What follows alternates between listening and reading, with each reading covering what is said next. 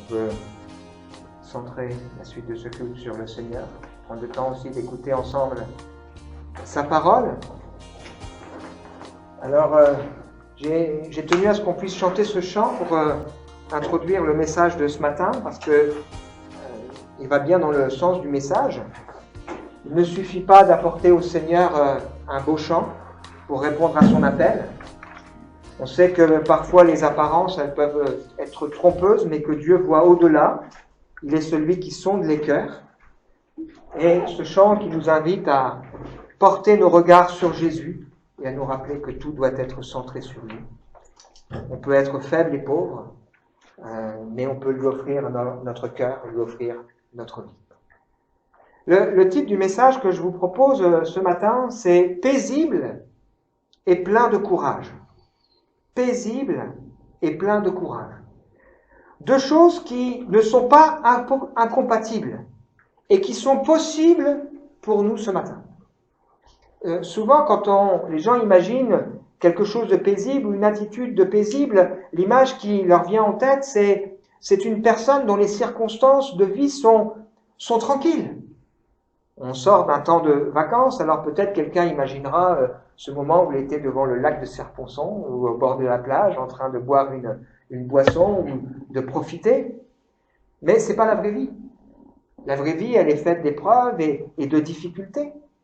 Et le titre de ce message, du message de ce matin, nous montre qu'il est possible de vivre cette paix et d'être paisible et à la fois plein de courage, prêt à affronter les difficultés, les épreuves, les défis, les choses que nous avons à régler, les luttes que nous avons devant le Seigneur, pour ne pas subir en traînant les pieds, mais pour avancer. Un état serein de paix, avec la force qui nous vient de Dieu pour pouvoir affronter les difficultés de la vie.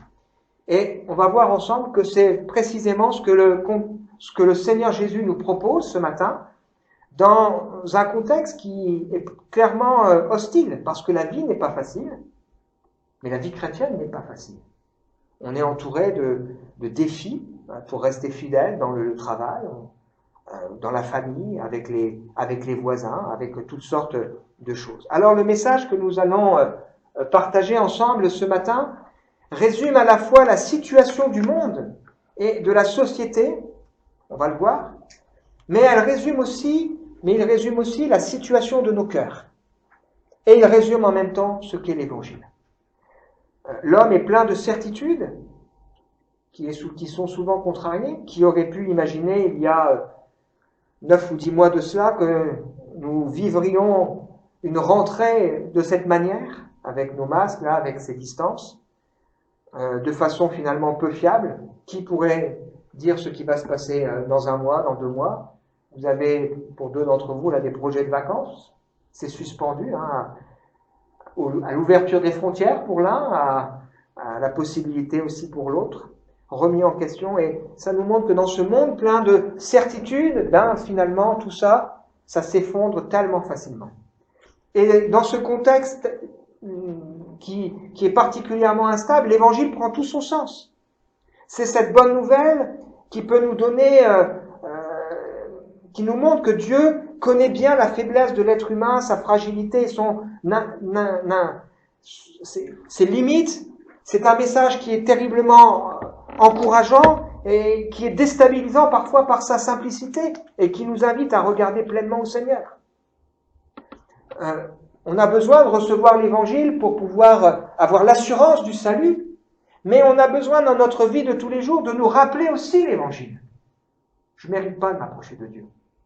Je suis faible et pauvre. Et si je peux prier, si je peux prêcher, si je peux chanter pour le Seigneur, si je peux servir Dieu en rendant témoignage, c'est parce que Dieu, dans sa bonté, fait grâce. Et je veux avoir conscience de cette grâce. Il y a 3 semaines de ça, on a vécu un moment très fort, émotionnellement, avec Dominique, une personne en fin de vie, qui sent que les choses lui échappent, angoissée, et qui prend de plein fouet finalement la fragilité de son existence, le vide de sa vie. Et j'étais moi-même surpris de pouvoir apporter à cet homme l'Évangile, c'est-à-dire l'amour de Dieu pour nous qui est indépendant de de ce que nous faisons, mais Dieu qui nous aime pour qui nous sommes. De parler du pardon qui est possible, de lui expliquer, on ne peut pas se racheter soi-même, c'est pour ça qu'il a fallu que quelqu'un paye à notre place, c'est ce que Jésus a fait. Et ça m'a marqué d'entendre sa remarque qu'il a refaite 15 jours plus tard. Ça me paraît trop facile, trop simple. C'est vrai que l'évangile est un message simple, mais difficile à la fois.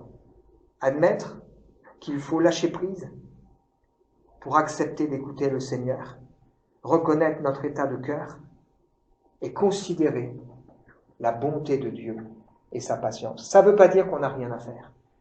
Nous sommes tellement marqués par nos mérites, nous-mêmes en tant que chrétiens.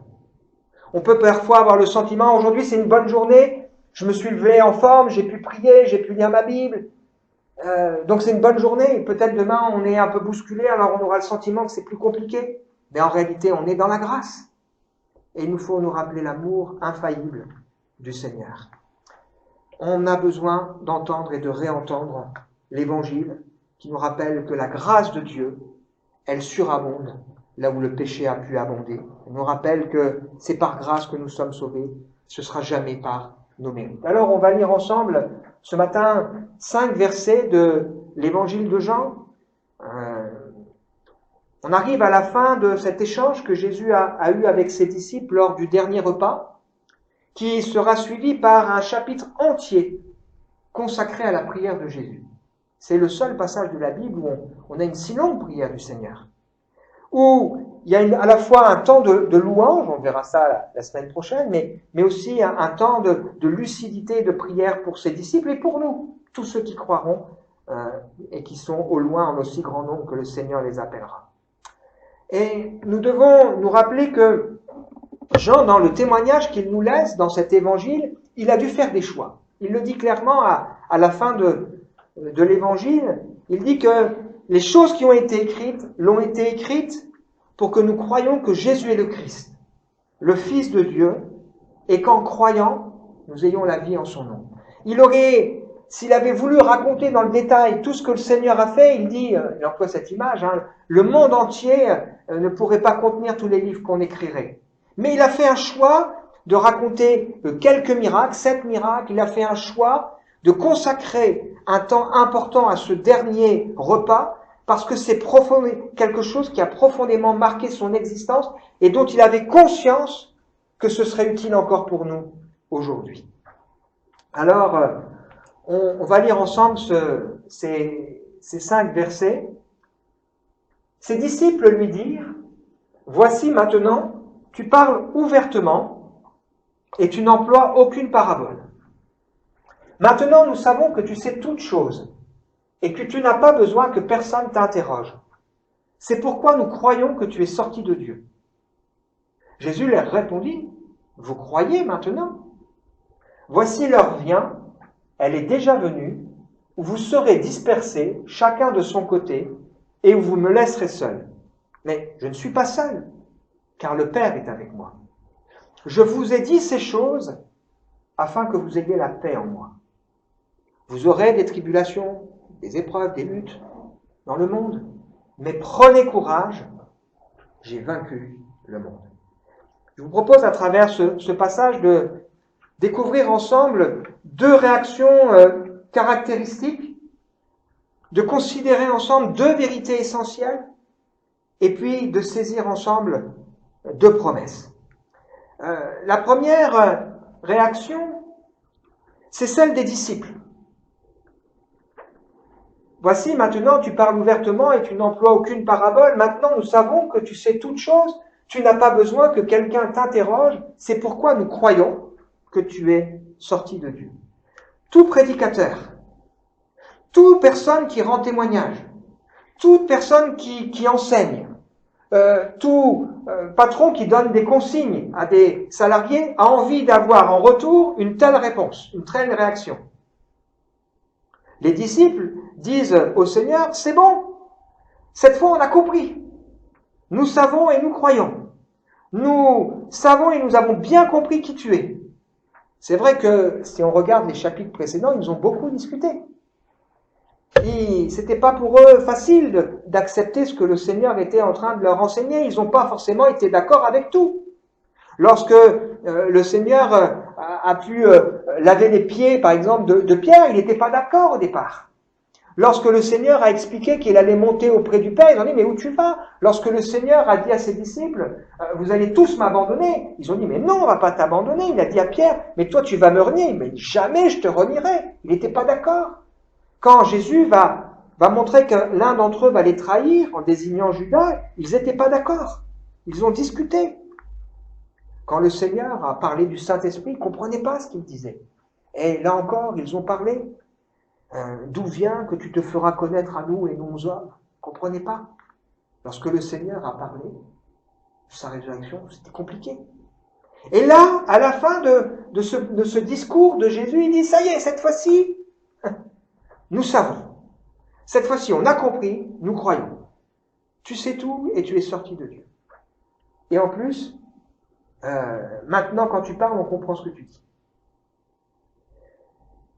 Est-ce que c'était aussi vrai que ça? La suite montre que c'était pas aussi simple. Et cette première réaction des disciples, elle ressemble souvent à la nôtre. On discute parfois avec le Seigneur lorsqu'il nous montre, lorsqu'il nous dit des choses. On n'est pas d'accord. C'est trop simple. Je comprends pas ce que le Seigneur veut. Ça doit aussi nous rassurer parfois aussi de considérer des amis à qui nous pourrions rendre témoignage et qui au départ semblent hostiles, semblent discutailler de tout, et puis finalement il y a quand même un cheminement qui se fait dans leur cœur. Donc ça c'est quand même quelque chose de précieux.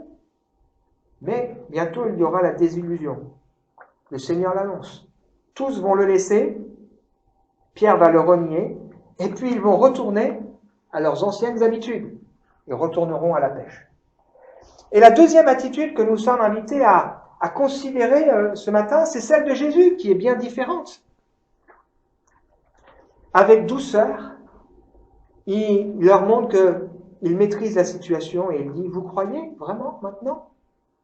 Voici l'heure vient, elle est déjà venue. Vous serez dispersés chacun de son côté et où vous me laisserez seul. Vous allez me laisser tomber. Jésus ne manifeste pas ici de colère. Il ne claque pas la porte en disant « mais vraiment vous comprenez rien », il est parfaitement lucide. Les disciples sont sincères, ils pensent que cette fois ils maîtrisent les choses. Mais le Seigneur, lui, il sait que c'est encore bien différent. Ça peut nous arriver à vivre les choses de cette manière. Soit des gens qui ne comprennent pas et puis qui ensuite changent, soit des gens qui pensent qu'ils ont compris, ou nous-mêmes, on a compris des vérités et puis quelque temps plus tard, on est encore en proie à nos questions, à nos doutes, à nos luttes. Et c'est pas simple. On voit ça chez nous et on voit ça aussi autour de nous. Alors, ce qui va nous amener à comprendre les choses, c'est que Jésus est parfaitement paisible parce qu'il a conscience de deux grandes vérités et qu'il promet deux choses importantes. C'est le deuxième point, donc les deux vérités essentielles que le Seigneur nous rappelle ici, c'est que Jésus sait qu'il n'est pas seul. Vous me laisserez, mais je ne suis pas seul, car le Père est avec moi. C'est la chose la plus importante. Est-ce que on peut dire avec certitude, avec assurance, Dieu est avec moi? Les gens qui sont seulement religieux vont demander à Dieu de bénir leurs décisions ou leur voyage ou les choix qu'ils vont faire ou de les protéger. Les gens qui ont la foi vont demander au Seigneur de suivre le Seigneur et de rentrer dans ce que lui, il veut pour eux. Et si dans nos vies, dans nos cœurs, nous avons la certitude, l'assurance que nous sommes là où le Seigneur veut, parce que nous avons compris qu'il est Seigneur et que nos vies doivent lui être consacrées, alors nous pouvons dire comme Jésus, le Père est avec moi. Et si le Père est avec moi, qui sera contre nous? Nul ne nous ravira de la main de notre Père. Si nous sommes infidèles, lui, il demeure fidèle. Si Dieu est pour nous, personne ne pourra être contre nous. Le chrétien connaît l'épreuve, la maladie, la souffrance, mais il n'est pas seul. Et il a cette certitude, tout est sous contrôle. Le Seigneur reste celui qui tient les choses dans sa main. Et le chapitre suivant, où Jésus sait qu'il va affronter la croix, dans sa prière, il témoigne de sa confiance dans le fait que Dieu est avec lui. Est-ce que ce matin, nous pouvons en dire autant? Je ne suis pas seul. Le Seigneur est avec moi. Le Seigneur est avec moi parce que j'ai choisi d'être avec lui et de le suivre. Pas simplement parce que je lui ai demandé. Est-ce que nous croyons cette vérité et est-ce que nous la vivons? La deuxième vérité essentielle que le Seigneur rappelle ici, c'est que ce qui peut nous permettre d'être paisibles et d'être plein de courage, c'est que Jésus a triomphé du monde. Je vous ai dit ces choses afin que vous ayez la paix en moi. Vous aurez des tribulations, des épreuves, des difficultés, des luttes. Mais prenez courage, j'ai vaincu le monde. Apparemment, ce qui va se passer, c'est un échec. Les contemporains de Jésus n'ont finalement pas persévéré dans leur démarche. Les religieux restent des gens hypocrites. Les Romains restent dominateurs et vont être crucifiés Jésus. Les disciples vont l'abandonner. Jésus sera seul, mais il a triomphé. Parce qu'il a accompli parfaitement le plan de salut pour nous. Et rappelons-nous que ce qui fait notre certitude et notre assurance, c'est pas seulement le fait qu'on sait que Dieu est là, mais c'est qu'on a placé notre foi et notre confiance dans celui qui est le Tout-Puissant. Jésus qui a pu dire cette parole, tout est accompli. Il a parfaitement porté sur lui la colère de Dieu. Et à travers Jésus, le salut devient possible. À travers Jésus, l'espérance devient possible. À travers Jésus, la certitude de la résurrection des morts devient une vérité essentielle. À travers Jésus, le ciel est ouvert. Nous avons accès auprès du trône de Dieu, un trône de grâce. À travers l'œuvre que Jésus va accomplir ou a accompli pour nous aujourd'hui, le Saint-Esprit nous est donné pour que nous puissions vivre dans la vérité. Et à travers lui, si nous sommes morts avec lui, si nous sommes associés à lui, eh bien, nous pouvons être associés à son triomphe. Dans toutes ces choses, nous sommes plus que vainqueurs par celui qui nous a aimés. C'est un peu l'image de la procuration.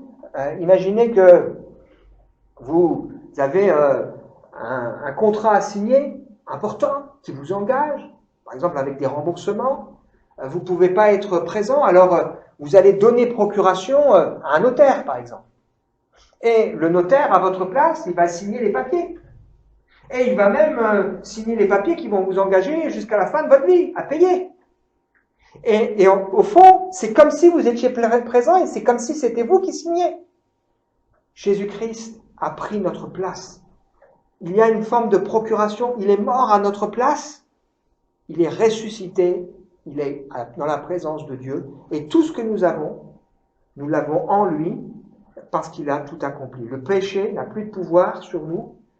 Il n'y a plus de condamnation parce que nous sommes en lui. Ça nous amène aux deux promesses que le Seigneur nous laisse. Deux promesses à saisir. La paix qui se trouve en Jésus. Je vous ai dit ces choses afin que vous ayez la paix en moi. Jésus n'a rien caché ni sur lui, ni sur nous, ni sur le monde, ni sur le Père. Il nous explique ici comment avoir la paix en lui, malgré les luttes, les combats, les épreuves diverses qui nous attendent. Cette paix qui vient dans le lâcher-prise. Je domine rien. Vous ne dominerez rien. Demain, je suis faible, vous êtes faible. Votre esprit peut être bien disposé, mais votre chair est faible. Alors, l'attitude que le Seigneur nous demande, ce n'est pas de trouver la paix en nous, mais en lui, parce que nous allons lâcher prise et nous abandonner entre ses mains. Nous allons nous confier pleinement en lui dans une dépendance totale. Et en ce sens, il est important que nous nous rappelions chaque jour ce qu'est l'Évangile. Dieu qui m'aime au point d'avoir donné ce qui est le plus important, sa propre vie, son propre Fils. Dieu qui sait que l'être humain n'est pas capable de s'approcher de lui et qui par sa grâce couvre le péché pour celui qui se repent. Et si je crois ça, si j'abandonne, si j'arrête de lutter et je choisis de me mettre du côté de Dieu, alors je peux recevoir cette paix qui vient d'en haut. Quand bien même les épreuves et les difficultés seront là. Je suis lucide, je sais que je suis de passage, je sais que mon corps s'use, je sais que mes capacités se détruisent, je sais que les richesses de ce monde passent. Mais j'ai un trésor plus grand, un trésor dans le ciel. Et la deuxième promesse à saisir, c'est que nous pouvons prendre courage. Quand j'étais jeune chrétien, j'ai appris ce verset par cœur. Je m'en souviens encore, j'avais peut-être il y a 35 ans ou 30 ans, 35 ans de ça. Vous aurez des tribulations, des épreuves dans le monde, mais prenez courage. J'ai vaincu le monde. C'est pas nous qui avons vaincu. C'est le Seigneur qui a vaincu. Lorsque on était en vacances, bon, j'avais un séminaire en même temps, donc je suis allé à ce séminaire, et quand je suis revenu, il y a quelqu'un qui s'appelle Marc Van de Wouber, là, qui m'a ramené une partie de la route en voiture, et puis après j'ai terminé en train, et on a échangé ensemble, et voilà, on était dans un temps de partage, et il m'a dit quelque chose qui m'a beaucoup interpellé. Je lui disais que ouais, j'avais eu des souffrances quand même, dans la vie de l'Église aussi, hein, et que du coup ça engendrait chez moi un certain nombre de peurs. Et il m'a dit, mais Raphaël, on n'a pas besoin dans la vie chrétienne de plus de puissance, on a besoin de plus de courage. Il a raison. Et la Bible nous invite à prendre courage, à nous fortifier et à puiser dans le Seigneur le courage qui nous est nécessaire. Et Paul dit souvent, dans toutes ces choses, nous sommes pleins de courage. Et ça m'a parlé. Le Seigneur ici nous dit, prenez courage. Celui en qui on s'est confié, c'est celui qui a tout triomphé. C'est le grand vainqueur. Par sa force toute puissante, il nous a donné tout ce qui nous est nécessaire pour notre vie chrétienne. Il nous a donné toutes les armes nécessaires pour le combat et il nous a assuré qu'il serait à nos côtés. Alors, on peut prendre courage en s'appuyant sur le Seigneur. Il y a des choses qui sont immuables, qui ne changeront pas. Nous avons un puissant encouragement, nous dont le seul refuge est de saisir l'espérance qui nous est proposée. Nous ne perdons pas courage, même si l'homme extérieur se détruit. Notre refuge, c'est de saisir l'espérance que le Seigneur nous propose. Et nous sommes pleins de confiance, parce que nous avons placé notre vie en lui. Conclusion, être paisible et plein de courage, c'est possible. Et même dans un contexte difficile, quelles leçons voulons-nous retenir pour notre vie ce matin? On peut réfléchir à la situation de notre monde, où l'homme est plein de certitudes, mais tout s'effondre, comme un peu les disciples. On peut se rappeler aussi que si parfois des gens peinent à comprendre, eh bien, il y a un cheminement qui se fait. Ça, c'est rassurant et c'est encourageant. Malheur à l'homme qui se confie dans l'homme. On peut se rappeler aussi que le Seigneur Jésus, il savait que ses disciples allaient le lâcher. Et il leur dit quand même, c'est pas grave, je suis là. Je suis avec vous, le Père est avec moi. Et vous pouvez être plein de courage, la grâce de Dieu, elle surabonde. Le message de l'Évangile, c'est cette bonne nouvelle dont nous avons besoin chaque jour. Et ce matin, il est important pour nous de réfléchir et d'évoluer de l'attitude des disciples à celle de Jésus. Cessant d'avoir confiance en nous et d'être plein d'illusions pour aller vers l'attitude de Jésus, pleine de lucidité. Je sais, il y aura des tribulations, il y aura des épreuves, il y aura des luttes, mais le Père est avec moi. Et le Père est avec moi pourquoi? Pas parce que je lui demande, parce que j'ai accepté de le suivre. Les religieux, Seigneur bénis-moi, Seigneur conduis-moi, Seigneur exauce-moi. L'homme et la femme de foi, que ta volonté soit faite. Je te remets ma vie, je veux obéir. Je veux me soumettre à toi, Seigneur. Et je te remercie parce que je sais que tu es là. L'attitude de Jésus, qui sait qu'il a triomphé du monde, quand bien même il y a l'épreuve. Et nous avons cette assurance, cette certitude, le Seigneur a triomphé. L'Évangile, un message dont nous avons besoin tous les jours de notre vie, c'est la puissance de Dieu pour le salut de quiconque croit, du juif premièrement puis du grec, parce qu'en lui est révélée la justice de Dieu par la foi et pour la foi, selon ce qui est écrit, le juste vivra par la foi. J'ai l'impression que Paul pourrait aussi dire aujourd'hui, pour le chrétien premièrement, puis pour le païen. Pourquoi je dis ça? Parce que l'évangile, on en a besoin, en tant que chrétien, d'abord. On a besoin de se rappeler l'évangile. Tout est grâce. Tout est centré sur toi, Jésus. Toi qui as triomphé et qui nous accorde cette certitude, le trône de Dieu devient un trône de grâce, parce que tu as ouvert pour nous cet accès. Que le Seigneur nous aide cette semaine à réfléchir et à cheminer. Vous aurez des tribulations. Prenez courage. Jésus a vaincu le monde. On peut prier ensemble. Merci Seigneur pour ce que nous avons pu partager ce matin. Merci pour l'exemple des disciples qui ressemblent tellement au nôtre, Seigneur. On peine à comprendre et à accepter ce que tu veux nous montrer, ce que tu veux nous enseigner. Et puis ensuite, on est plein de certitudes et trop confiants en nous-mêmes. On se dit, ça y est, nous savons, nous croyons. Apprends-nous, Seigneur, à nous rappeler que tout est grâce, à porter nos regards sur toi. Non pour te demander de bénir nos projets, mais pour que nous rentrions dans tes projets, dans ce que tu veux, Seigneur, toi, pour nous. Avec cette certitude, le Père est avec nous et Jésus-Christ a vaincu le monde. Alors on veut reprendre courage. Bénis chacun d'entre nous ce matin et glorifie-toi dans nos cœurs et dans nos vies. Amen.